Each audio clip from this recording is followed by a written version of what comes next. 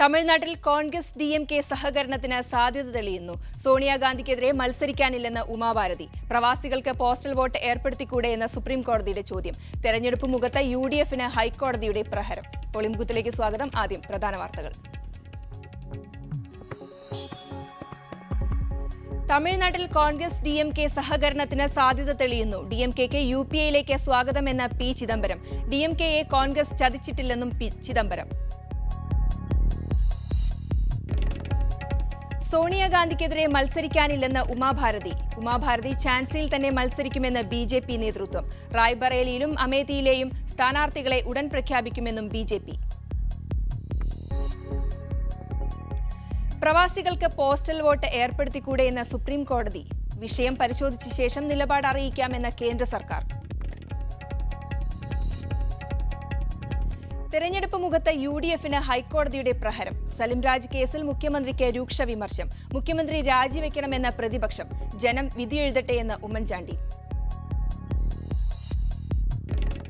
പ്രചാരണത്തിനിടെ മീററ്റിലെ കോൺഗ്രസ് സ്ഥാനാർത്ഥി നഗ്മയെ അപമാനിച്ചു. ഉപദ്രവിച്ച യുവാവിനെ നഗ്മ കൈകാര്യം ചെയ്തു.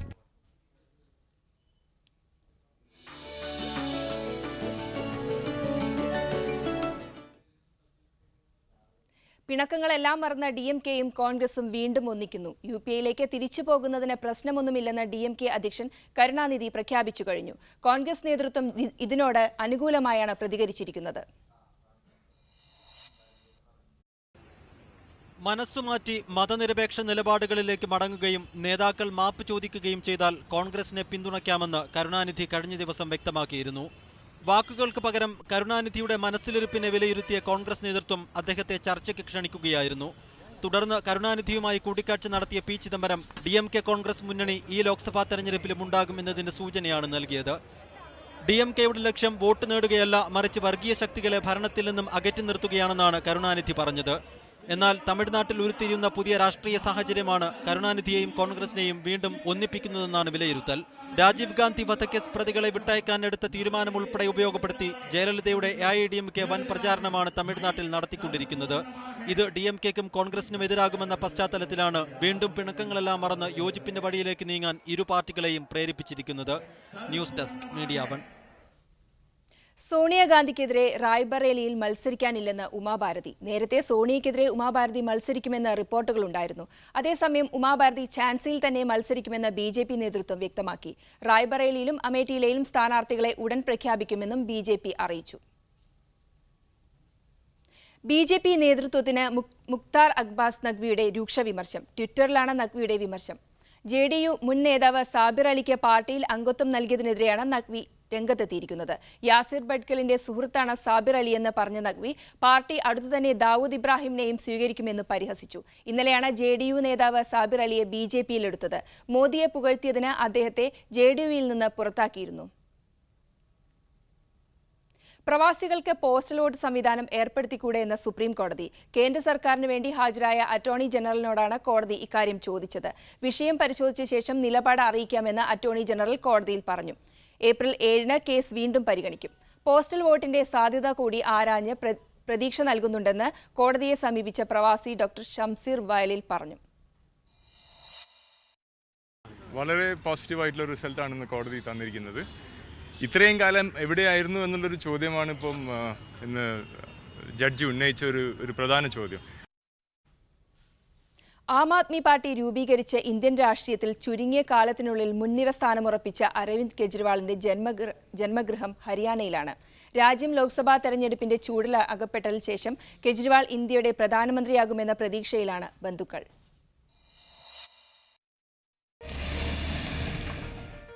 ഹരിയാനയിലെ ലോക്സഭാ മണ്ഡലമായ ഭിവാനിയിൽ നിന്ന് 70 കിലോമീറ്റർ അകലെ ശിവാനി എന്ന ഗ്രാമത്തിലാണ് അരവിന്ദ് കെജ്രിവാൾ ജനിച്ചത്. ശിവാനി ഉൾനാടൻ ഗ്രാമമാണ്. ഗ്രാമത്തിലേക്ക് ഒറ്റയടി പാത, ഇരുവശത്തും പച്ച വിരിച്ച് ഗോതമ്പ് പാടങ്ങൾ. വഴിയരികിൽ കണ്ടവരോട് കെജ്രിവാളിന്റെ വീട് ചോദിച്ചു. സമ്മിശ്ര പ്രതികരണങ്ങൾ. अरविंद केजरीवाल का घर कहाँ पर है? पता मुझे नहीं। अरविंद केजरीवाल घर तो यहाँ से स्कूलों में मंडी के अंदर जाओगे। ഒടുവിൽ ഞങ്ങൾ കെജ്രിവാളിന്റെ നാട്ടിലെത്തി. അദ്ദേഹത്തിന്റെ അച്ഛന്റെ സഹോദരങ്ങൾ അടുത്തടുത്ത വീടുകളിലായി താമസിക്കുന്നു. കച്ചവടമാണ് എല്ലാവരുടെയും തൊഴിൽ. കെജ്രിവാൾ ജനിച്ച പഴക്കം ചെന്ന വീട്ടിൽ ഇപ്പോൾ അച്ഛൻ്റെ ജ്യേഷ്ഠനും ഭാര്യയുമാണ് താമസം. ചെറുപ്പകാലത്ത് പഠനത്തിൽ കെജ്രിവാൾ മിടുക്കനായിരുന്നുവെന്ന് വല്യമ്മ. देसी सेवा करावे ना कुर्सी में कोई मतलब नहीं है, नहीं सीएम की कुर्सी कौन छोड़ दिया, हर कोई छोड़ देवे। वो बोले मेरे कुर्सी को कोई मोह ममता नहीं है, बोले मैं तो देश की सेवा कर। അഴിമതി തുടച്ചു നീക്കാനാണ് കെജ്രിവാൾ ശ്രമിക്കുന്നതെന്നും അധികാരം മോഹിച്ചല്ല പ്രവർത്തിക്കുന്നതെന്നും ഇവർ അഭിമാനത്തോടെ പറയുന്നു. ഹരിയാനയിലെ ശിവാനി എന്ന ഈ കൊച്ചു ഗ്രാമത്തിൽ നിന്നാണ് അരവിന്ദ് കെജ്രിവാൾ ഇന്ത്യൻ രാഷ്ട്രീയത്തിലെ തിളങ്ങുന്ന സാന്നിധ്യമായി മാറിയത്. അരവിന്ദ് കെജ്രിവാളിന്റെ തറവാട്ട് വീട്ടിൽ നിന്നും ക്യാമറമാൻ പ്രമോദിനൊപ്പം ലിജോ വർഗീസ്, മീഡിയ 1. മുഖ്യമന്ത്രിയുടെ മുൻ ഗൺമാൻ സലിംരാജ് ഉൾപ്പെട്ട ഭൂമി ഇടപാട് കേസ് CBI അന്വേഷിക്കാൻ ഹൈക്കോടതി ഉത്തരവിട്ടു. മുഖ്യമന്ത്രിയുടെ ഓഫീസ് ഉൾപ്പെട്ട കേസിന്റെ ഉത്തരവാദിത്വത്തിൽ നിന്ന് മുഖ്യമന്ത്രിക്ക് ഒഴിഞ്ഞുമാറാനാവില്ലെന്ന് ഹൈക്കോടതി പറഞ്ഞു. ഹൈക്കോടതി വിധിയെ സ്വാഗതം ചെയ്യുന്നുവെന്ന് മുഖ്യമന്ത്രി ഉമ്മൻചാണ്ടി. CBI അന്വേഷണം സർക്കാർ നേരത്തെ കോടതിയിൽ ആവശ്യപ്പെട്ടിരുന്നതാണ്. സർക്കാരിന് ഇക്കാര്യത്തിൽ ഒന്നും മറയ്ക്കാനില്ലെന്നും ഉമ്മൻചാണ്ടി പറഞ്ഞു.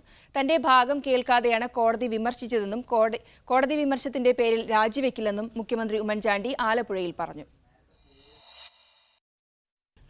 ജുഡീഷ്യൽ അന്വേഷണം, ഏത് കാര്യവും ജുഡീഷ്യൽ അന്വേഷണത്തിന്റെ പരിധി വരിക, അന്വേഷിക്കട്ടെ.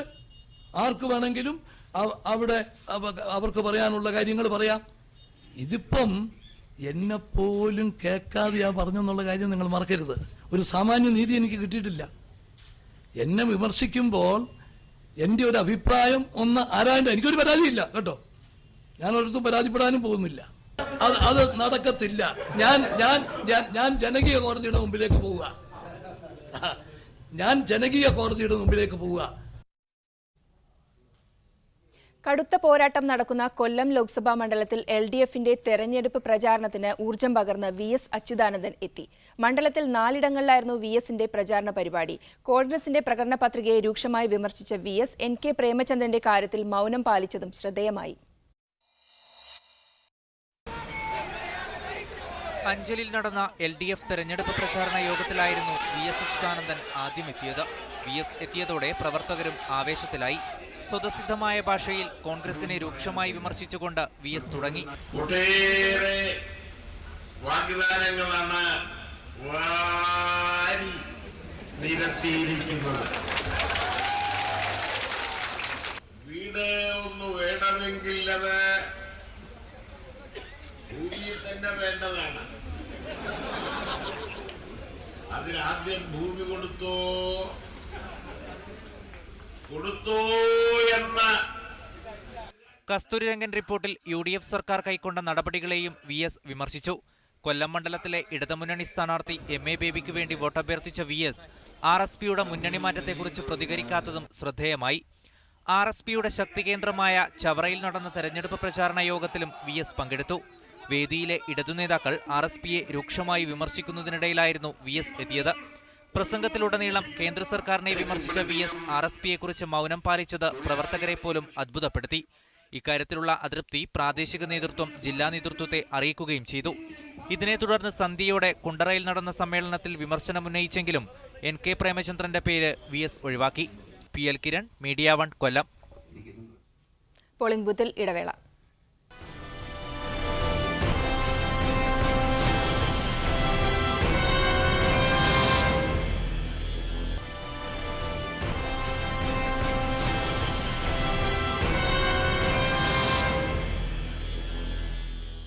കൂടുതൽ തെരഞ്ഞെടുപ്പ് വാർത്തകൾ നോക്കാം. വോട്ട് പിടിക്കാൻ ബോട്ട് യാത്ര ചെയ്ത് ആം ആദ്മി പാർട്ടി സ്ഥാനാർത്ഥി. എറണാകുളം മണ്ഡലത്തിലെ തെരഞ്ഞെടുപ്പ് പ്രചാരണത്തിന്റെ ഭാഗമായാണ് അനിത പ്രതാപ് പശ്ചിമ കൊച്ചിയിലേക്ക് എത്തിയത്. 10:30 എറണാകുളം മറൈൻ ഡ്രൈവിലേക്ക് അനിത പ്രതാപ് എത്തിയത്. ലക്ഷ്യം മറ്റൊന്നുമല്ല, വോട്ട് തേടി ബോട്ടിലൂടെ പശ്ചിമ കൊച്ചിയിലേക്ക്. പിന്നെ പൊന്നാരിമംഗലത്തേക്ക് അരമണിക്കൂർ നീളുന്ന ബോട്ട് യാത്ര.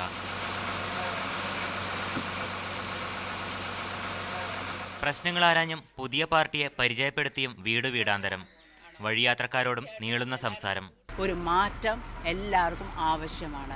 അത് തീരുമാനിച്ചു നമ്മുടെ എറണാകുളത്തെ വോട്ടേഴ്സ് ഈ പ്രാവശ്യം ഒരു മാറ്റം വരുത്തണം. എന്നാന്ന് വെച്ചാൽ ഈ രാഷ്ട്രീയക്കാരെ ഒരു പാഠം പഠിപ്പിക്കണം. ഇപ്പോൾ ഫുഡ് ബില്ലിൻ്റെ കാര്യം പറഞ്ഞു. ഇപ്പോൾ ഒരു 10 ദിവസമായിട്ട് അവിടെ ഇവിടെ ഓരോ സ്ഥലത്ത് ഞാൻ പോകുന്നതല്ലേ, എല്ലാവരോടും ഞാൻ ചോദിച്ചിട്ടുണ്ട്. എല്ലാവരും പറയുന്നത് അവർക്കൊന്നും കിട്ടിയിട്ടില്ല.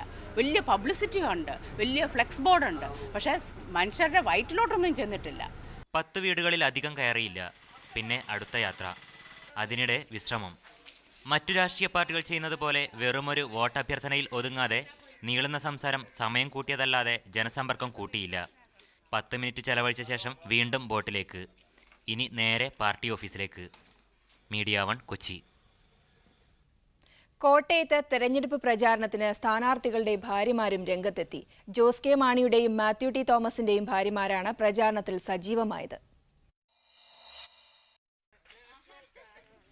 സാമൂഹ്യ പ്രവർത്തനത്തിൽ ബിരുദാനന്തര ബിരുദമുള്ള നിഷ ജോസ് കെ മാണിക്ക് വേണ്ടി വീടുകൾ കയറിയാണ് പ്രധാന പ്രചാരണം.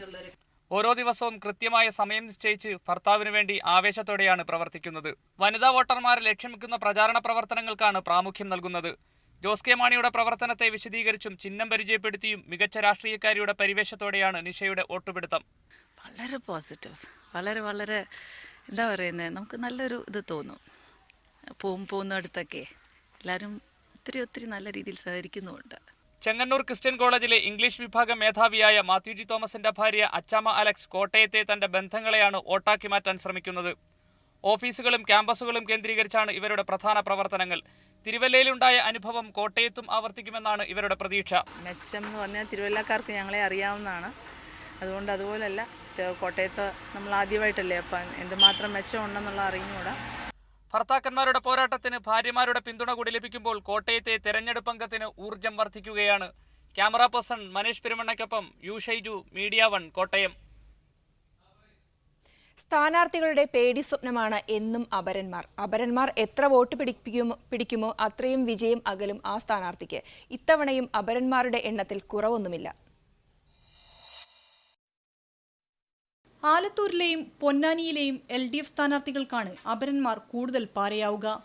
ആലത്തൂരിൽ PK ബിജുവും പൊന്നാനിയിൽ V അബ്ദുറഹിമാനും 3 അപരന്മാരെ കൊണ്ട് വലയും. കോഴിക്കോട് 4 പേരാണ് അപരന്മാർ. MK രാഘവനും A വിജയരാഘവനും 2 വീതം. കണ്ണൂരിൽ K സുധാകരൻ, കാസർഗോഡ് P കരുണാകരൻ, കൊല്ലത്ത് NK പ്രേമചന്ദ്രൻ എന്നിവരുടെയും വോട്ട് പങ്കിടാൻ 2 വീതം അപരന്മാരുണ്ട്. വടകരയിൽ AN ഷംസീറിന്റെയും കണ്ണൂരിൽ PK ശ്രീമതിയുടെയും വയനാട്ടിൽ സത്യൻ മൊകേരിയുടെയും പാലക്കാട് MP വീരേന്ദ്രകുമാറിന്റെയും വോട്ടുകൾ അപരന്മാർ അപഹരിക്കും. പേരിലെ സാമ്യം തന്നെ പാരയാകുമ്പോൾ ചിഹ്നത്തിൽ കൂടി സാമ്യമുണ്ടായാൽ പറയുകയും വേണ്ട. MK രാഘവനെയും K സുധാകരനെയുമായിരിക്കും ചിഹ്നത്തിലെ സാമ്യത ഉറക്കം കെടുത്തുക. കൈപ്പത്തിയുമായി ഏറെ സാമ്യമുള്ള ഷട്ടിൽ കോർക്കാണ് കോഴിക്കോട് MK രാഘവന്റെ അപരൻ M രാഘവന്റെ ചിഹ്നം. ഈ അവസ്ഥ തന്നെയാണ് കണ്ണൂരിലെ UDF സ്ഥാനാർത്ഥി K സുധാകരനും. അപരന്റെ പ്രഹരമേറ്റ് തലനാരിഴക്കി ജയം കൈവിട്ടുപോയ VM സുധീരനെ പോലുള്ളവരുടെ ചരിത്രമുള്ളപ്പോൾ അപരന്മാരുടെ അപഹാരമേൽക്കാതിരിക്കാനുള്ള കഠിന പ്രയത്നത്തിലാണ് സ്ഥാനാർത്ഥികൾ. ഷിത, മീഡിയ 1 കോഴിക്കോട്.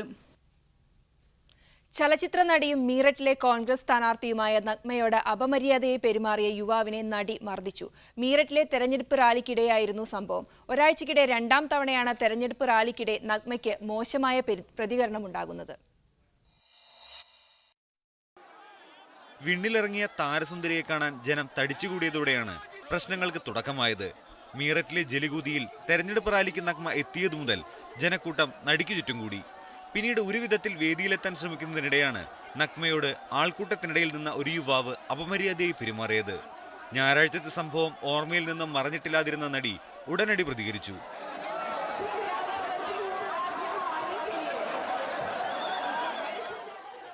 കഴിഞ്ഞ ഒരാഴ്ചയ്ക്കുള്ളിൽ 2ാം തവണയാണ് നഗ്മയ്ക്ക് മോശമായ പ്രതികരണം ഏറ്റുവാങ്ങേണ്ടി വരുന്നത്. കഴിഞ്ഞ ഞായറാഴ്ച ഉത്തർപ്രദേശിൽ നിന്നുള്ള ഒരു കോൺഗ്രസ് MLA നഗ്മയെ തെരഞ്ഞെടുപ്പ് റാലിക്കിടെ പരസ്യമായി ചുംബിച്ചിരുന്നു. തനിക്ക് കൃത്യമായ സംരക്ഷണം നൽകാൻ തയ്യാറാകാത്ത പോലീസ് നടപടിയെ ജലിഗോദിയിൽ വെച്ച് നഗ്മ രൂക്ഷമായി വിമർശിച്ചു. എന്നാൽ നഗ്മയ്ക്ക് തുടർച്ചയായ അപമാനം നേരിടേണ്ടി വരുന്നതിനെക്കുറിച്ച് പ്രതികരിക്കാൻ കോൺഗ്രസ് നേതൃത്വം തയ്യാറായില്ല. News desk media 1. ഇനി തെരഞ്ഞെടുപ്പിന്റെ ചരിത്രപഥങ്ങളിലൂടെ.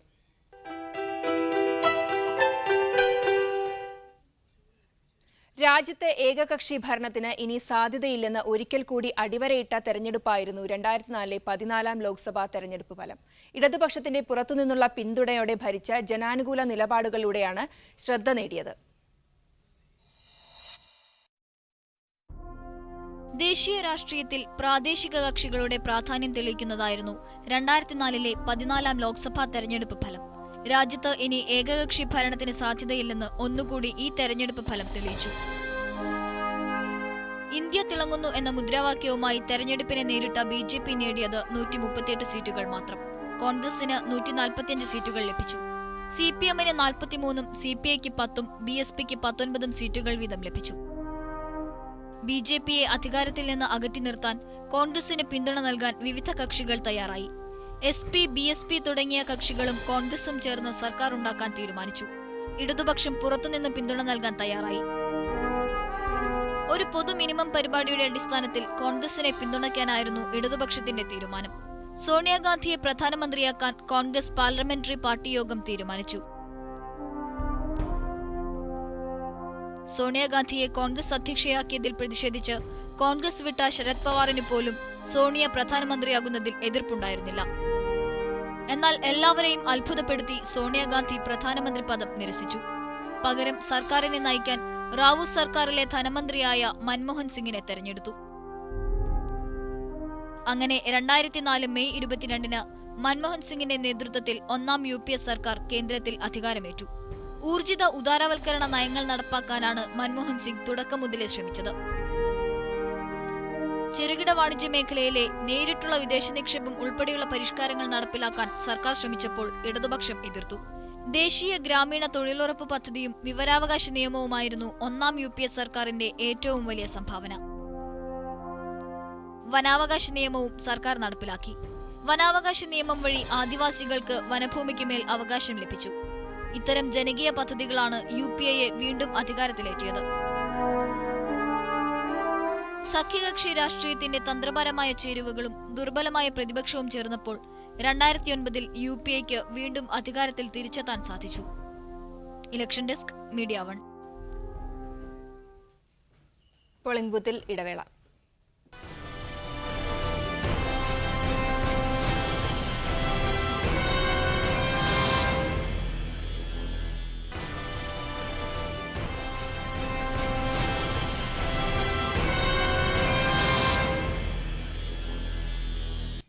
പോളിംഗ് ബൂത്ത് തുടരുന്നു. തെരഞ്ഞെടുപ്പിന്റെ ഗതകാല സ്മരണയിലേക്ക്.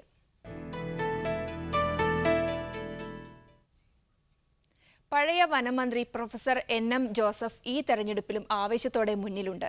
സ്വന്തം പാർട്ടിയുടെ സ്ഥാനാർത്ഥി കോട്ടയത്ത് മത്സരിക്കുന്നതിനാൽ തന്നെ അനാരോഗ്യം അവഗണിച്ച് സജീവമാണ് ജോസഫ്. കേരളത്തിലെ സോഷ്യലിസ്റ്റ് രാഷ്ട്രീയ ചേരിയിൽ നിറഞ്ഞുനിന്ന പ്രൊഫസർ NM ജോസഫ് എന്ന പഴയ മന്ത്രിക്ക് ഇപ്പോഴും രാഷ്ട്രീയം മാറ്റിവെച്ച് മറ്റൊന്നുമില്ല. തെരഞ്ഞെടുപ്പ് രാഷ്ട്രീയ രംഗത്തെ കയ്പും മധുരവും ഏറെ രുചിച്ചെങ്കിലും തന്റെ നിലപാടിൽ ഒരു കൂട്ടിച്ചേർക്കലും നടത്താതെ പഴയകാല രാഷ്ട്രീയത്തെ മറക്കാതെ വെക്കുന്നു.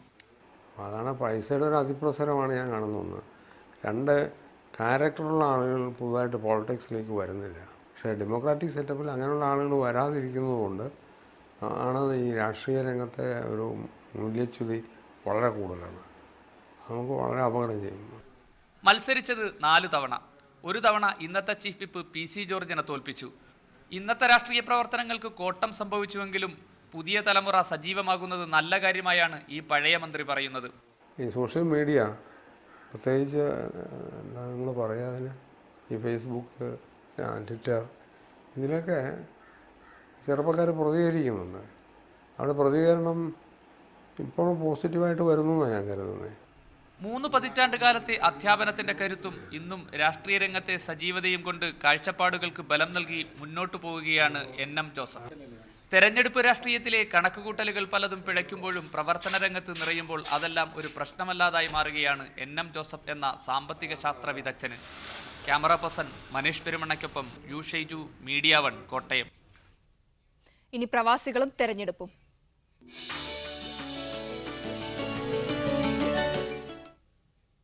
കഴിഞ്ഞ 2 ലോക്സഭാ തെരഞ്ഞെടുപ്പുകളിലും ആലപ്പുഴ മണ്ഡലത്തിലെ ഇടതുമുന്നണി സ്ഥാനാർത്ഥിയായിരുന്നു ഡോക്ടർ KS മനോജ് ഇപ്പോൾ പ്രവാസിയാണ്. CPM വിട്ട് കോൺഗ്രസിൽ ചേക്കേറിയ അദ്ദേഹം സജീവ രാഷ്ട്രീയം മതിയാക്കി മസ്കറ്റിലെ ഒരു ആശുപത്രിയിൽ അനസ്തേഷ്യ വിദഗ്ധനായി സേവനമനുഷ്ഠിക്കുന്നു. മുൻ പാർലമെന്റ് അംഗം ഡോക്ടർ KS മനോജ് ഇപ്പോൾ ഇവിടെയാണ്. മസ്കത്ത് റൂവിയിലെ ബദ്രുസമ ആശുപത്രിയിൽ അനസ്തേഷ്യ വിദഗ്ധന്റെ റോളിൽ. 2004 തെരഞ്ഞെടുപ്പിൽ ഇപ്പോഴത്തെ KPCC പ്രസിഡന്റ് VM സുധീറിനെതിരെ അട്ടിമറി വിജയം നേടിയാണ് ഡോക്ടർ KS മനോജ് കേരള രാഷ്ട്രീയത്തിലേക്ക് കടന്നുവന്നത്. കഴിഞ്ഞ തെരഞ്ഞെടുപ്പിൽ പക്ഷേ KC വേണുഗോപാലിനോട് പരാജയപ്പെട്ടു. CPMന്റെ മതനിരാസത്തെ ചോദ്യം ചെയ്ത് പാർട്ടി വിടുന്ന KS മനോജിനെയാണ് പിന്നീട് നാം കണ്ടത്. താമസിയാതെ കോൺഗ്രസ് പാളയത്തിലെത്തി. 2 വർഷം മുമ്പ് നാട്ടിലെ ജോലി മതിയാക്കി കുടുംബത്തോടൊപ്പം മസ്കത്തിലേക്ക് പോന്നു. പാർലമെന്ററി ജീവിതത്തിന് ശേഷം ജോലിക്കായി പ്രവാസിയാകുന്ന മുൻ MP എന്ന അപൂർവതയും ഇദ്ദേഹത്തിന് സ്വന്തം. 2 തെരഞ്ഞെടുപ്പുകൾ സമ്മാനിച്ച സാമ്പത്തിക ബാധ്യതയാണ് തന്നെ പ്രവാസിയാക്കിയതെന്ന് ഇദ്ദേഹം പറയുന്നു. ഒരു പൊതുപ്രവർത്തനത്തെ ഒരു ജോലി ഒരു പ്രൊഫഷനായിട്ട് കാണാൻ ഞാൻ ആഗ്രഹിക്കുന്നില്ല. എനിക്ക് നല്ലൊരു പ്രൊഫഷൻ, നോബൽ പ്രൊഫഷൻ എനിക്കുണ്ട്. അന്നത്തെ പ്രത്യേക സാഹചര്യത്തിൽ ഒരു ജനസേവനം നടത്താനുള്ള ഒരു സാഹചര്യം ഉണ്ടായി. ആ അവസരം ഞാൻ നന്നായിട്ട് ഉപയോഗിച്ചു. ജനസേവനം നടത്താനുള്ള അവസരം. സാമ്പത്തികമായി പൊതുപ്രവർത്തനം എനിക്ക് നഷ്ടമായിരുന്നു. ആലപ്പുഴയിൽ തെരഞ്ഞെടുപ്പ് രംഗം വീണ്ടും ചൂടുപിടിക്കുമ്പോൾ അവിടെ എത്താൻ കഴിയാത്തതിൽ ദുഃഖിതനാണ് മനോജ്. തന്റെ പഴയ എതിരാളി KC വേണുഗോപാൽ തന്നെ ഇക്കുറി ജയിക്കുമെന്ന കാര്യത്തിൽ സംശയമില്ല. വോട്ട് ചെയ്യാൻ നാട്ടിലെത്തുമോ എന്ന ചോദ്യത്തിനു മുന്നിൽ അദ്ദേഹം സാധാരണക്കാരനായ ഒരു പ്രവാസിയായി. ലീവ് തന്നെ പ്രശ്നം. ഭാര്യ സൂസൻ എബ്രഹാമും മസ്കത്ത് റൂവിയിലെ ഇതേ ആശുപത്രിയിൽ ഗൈനക്കോളജിസ്റ്റായി ഒപ്പമുണ്ട്. സജീവ രാഷ്ട്രീയത്തിലില്ലെങ്കിലും ഇപ്പോഴും ഡോക്ടർ KS മനോജ് ജനങ്ങളുടെ ഹൃദയത്തുടിപ്പിനൊപ്പമുണ്ട്. മസ്കത്തിലെ ബദ്രുസമ്മ ഹോസ്പിറ്റലിൽ നിന്നും ഷിനോ ഷംസുദ്ദീൻ, മീഡിയ 1. തെരഞ്ഞെടുപ്പ് പ്രതീക്ഷകളും ആവശ്യങ്ങളും.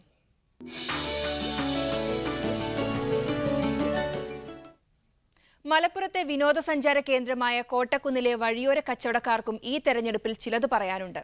അവരുടെ പ്രതികരണങ്ങളിലേക്ക്.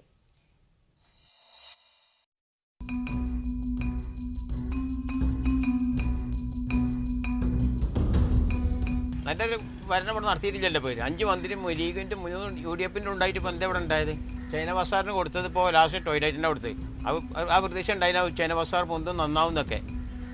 അത് MLA ടൂറിസ്റ്റിൻ്റെ മന്ത്രി എല്ലാം ഉദ്ഘാടനം കഴിഞ്ഞ് പോയി. ലാസ്റ്റ് 15 ദിവസം കഴിഞ്ഞേക്കാനെ ടോയ്ലറ്റിന് കൊടുത്തു പോയി.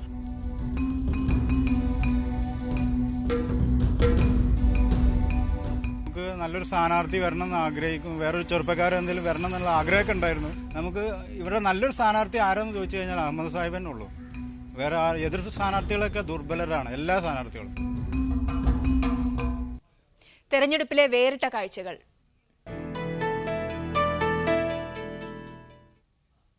ആം ആദ്മി പാർട്ടിയിൽ അംഗത്വം നേടിയിട്ടില്ലെന്ന് നടി കൽപ്പന.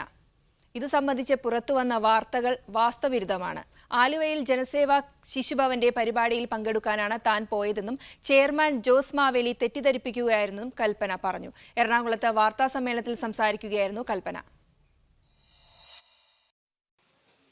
ചാലക്കുടി ലോക്സഭാ മണ്ഡലത്തിൽ താരസംഘടനയായ അമ്മ പ്രസിഡന്റ് ഇന്നസെന്റിനെതിരെ കൽപ്പന പ്രചാരണം നടത്തിയെന്ന വാർത്ത പ്രചരിച്ചിരുന്നു. ഈ സാഹചര്യത്തിലാണ് പുറത്തുവരുന്ന വാർത്തകൾ തെറ്റാണെന്ന് പറഞ്ഞുകൊണ്ട് കൽപ്പനയുടെ വാർത്താ സമ്മേളനം. താൻ ആം ആദ്മി പാർട്ടിയിൽ ചേർന്നുവെന്ന വാർത്ത അതിശയിപ്പിച്ചു. ജനസേവയുടെ പരിപാടിയിൽ സംസാരിക്കാനാണെന്ന് പറഞ്ഞാണ് ജോസ് മാവേലി തന്നെ കൂട്ടിക്കൊണ്ടുപോയത്. പങ്കെടുത്തു കഴിഞ്ഞ ശേഷമാണ് പാർട്ടിയുടെ പരിപാടിയാണെന്ന് ബോധ്യമായത്. ഇവിടെ ഇദ്ദേഹം എന്നോട് പറയുന്ന അതല്ലേ, മാഡം ഇത് വേണം പറയാൻ, നമ്മുടെ ജനസേവയുടെ കാര്യങ്ങൾ. ഞാൻ എന്ത് പറയണം? എന്നെക്കുറിച്ചല്ല മാഡം, ജനസേവയുടെ പ്രവർത്തനം പറഞ്ഞാൽ മതി. ഇദ്ദേഹവും കയറി നിന്ന് പ്രസംഗിച്ചത് ജനസേവയെക്കുറിച്ചാണ്. തനിക്ക് ഒറ്റ പാർട്ടിയേ ഉള്ളൂ, അത് സിനിമയാണ്. തൻ്റെ മുഖ്യമന്ത്രി ഇന്നസെൻ്റാണ്. ഞാൻ ഇന്ന് വരെ വോട്ടിട്ടിട്ടില്ല, ഒറ്റ പ്രാവശ്യമേ വോട്ടിട്ടിട്ടുള്ളൂ. എൻ്റെ മുഖ്യമന്ത്രി ശ്രീ ഇന്നസെൻ്റാണ്. എൻ്റെ ഉപമുഖ്യമന്ത്രി ശ്രീ ഇടവേള ബാബുവാണ്. ഇന്നസെൻ്റ് മത്സരിക്കുന്ന ചാലക്കുടിയിൽ താൻ മറ്റൊരാളെ പിന്തുണയ്ക്കില്ലെന്നും കൽപ്പന പറഞ്ഞു. രാഷ്ട്രീയത്തെക്കുറിച്ച് ഒന്നും അറിയില്ല. ജീവിതത്തിൽ ഒരിക്കൽ മാത്രമാണ് വോട്ട് ചെയ്തത്. കലാകാരന്മാർ രാഷ്ട്രീയത്തിൽ വരണമെന്നാണ് ആഗ്രഹിക്കുന്നത്.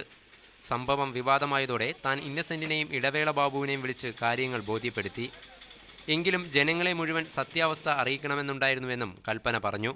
മീഡിയ 1 കൊച്ചി. വോട്ടർമാരോട് ആശയവിനിമയം നടത്താൻ പല മാർഗങ്ങളും രാഷ്ട്രീയ പാർട്ടികൾ സ്വീകരിക്കാറുണ്ട്. അതിൽ പ്രധാനപ്പെട്ട ഒന്നാണ് തെരുവു നാടകം. മലബാറിൽ ഇടതുമുന്നണിയുടെ പ്രചാരണത്തിനായി പുകാസയാണ് നാടകങ്ങൾ അണിയിച്ചൊരുക്കുന്നത്.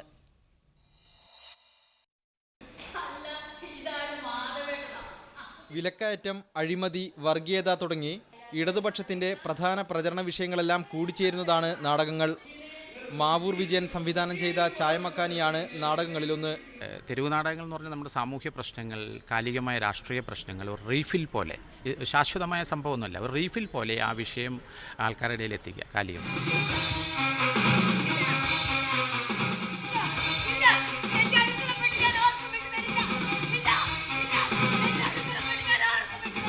ഉഷ ചന്ദ്രബാബുവിന്റെ ആവിഷ്കാരമാണ് അടുക്കളപ്പെട്ടി.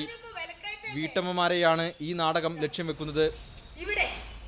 ഇവിടെ ആരൊക്കെയോ എന്തൊക്കെയോ ചെയ്യുന്നുണ്ട്.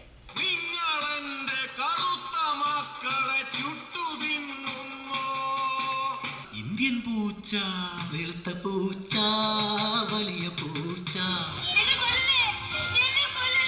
മലബാറിലെ ജില്ലകളിൽ ഈ തെരുവ് നാടകങ്ങൾ തെരഞ്ഞെടുപ്പ് വേദികളിൽ എത്തിക്കഴിഞ്ഞു. മീഡിയ 1 കോഴിക്കോട്. പാലക്കാടൻ ചൂടിനേക്കാൾ കടുത്ത ചൂടാണ് അവിടുത്തെ തെരഞ്ഞെടുപ്പ് ചൂടിന്. ഒപ്പം ആര് ജയിക്കുമെന്ന ചൂടൻ ചർച്ചയും. വോട്ടുകടയിൽ നിന്നുള്ള പാലക്കാടൻ കാഴ്ചകളോടെ പോളിംഗ് ബൂത്ത് പൂർണ്ണമാകുന്നു. സമഗ്രമായ തെരഞ്ഞെടുപ്പ് വാർത്തകളുമായി തിങ്കളാഴ്ച രാത്രി 10:30 വീണ്ടും കാണാം പോളിംഗ് ബൂത്തിലൂടെ. Good night. എന്തൊരു ചൂടല്ലേ! ഗ്രാമസഭ കൂടി ഉണ്ടല്ലോ. പാലക്കാട് ചൂടിനേക്കാൾ കൂടുതൽ ചൂടാണ് ഇവിടെ ഇലക്ഷൻ ചൂട്. നമസ്കാരം. ചേട്ടൻ്റെ അഭിപ്രായത്തിൽ പാലക്കാട് മണ്ഡലത്തിൽ ആർക്കായിരിക്കും കൂടുതൽ? MP രാജേഷ് വളരെ വ്യക്തമായ ഭൂരിപക്ഷത്തിൽ, 1,00,000 മേലെ ഭൂരിപക്ഷത്തിൽ വിജയിക്കും. ഇതിനോട് എതിർപ്പുള്ള ആരെങ്കിലും ഉണ്ടോ? അദ്ദേഹം ഈ കഴിഞ്ഞ 5 വർഷങ്ങളിൽ ഈ മണ്ഡലത്തിൽ, പാലക്കാട് നിയോജകമണ്ഡലത്തിൽ ഒന്നും ചെയ്തില്ല എന്നുള്ളതാണ് ഞങ്ങളുടെ അഭിപ്രായം. ഒന്നും ചെയ്തില്ല വെച്ചാൽ വഴിനീളെ ബസ് സ്റ്റോപ്പുകൾ കെട്ടിവെച്ചിരുന്നല്ലാതെ പറയത്തക്ക രീതിയിലുള്ള ഒരു വികസന പ്രവർത്തനവും. അവിടെ സൂര്യതാപം ഉള്ളതുകൊണ്ടാണ് ബസ് സ്റ്റോപ്പ് തീർച്ചയായും. നല്ല വാഗ്മിയും MLAയും MP-യും മന്ത്രിയും ഒക്കെ ആയിരുന്ന, ഒരു പത്രത്തിന്റെ ഉടമയുമായിരുന്ന MP വീരേന്ദ്രകുമാർ വൻ ഭൂരിപക്ഷത്തോടു കൂടിയിട്ട് ഈ പാലക്കാട് നിയോജകമണ്ഡലം പിടിച്ചെടുക്കുമെന്ന്. ഈ പാലക്കാട് നല്ല കോൺഗ്രസ്സുകാരില്ലാത്തതുകൊണ്ടാണ് വയനാട്ടിൽ അങ്ങനെ ആളുകൾ പാലക്കാട് ആളുകളിലാണോ VS അച്യുതാനന്ദൻ മലമ്പുഴയിൽ പാലക്കാട് വന്ന് നിന്നത്? അതാണ്, അത് ശരിയാണ്.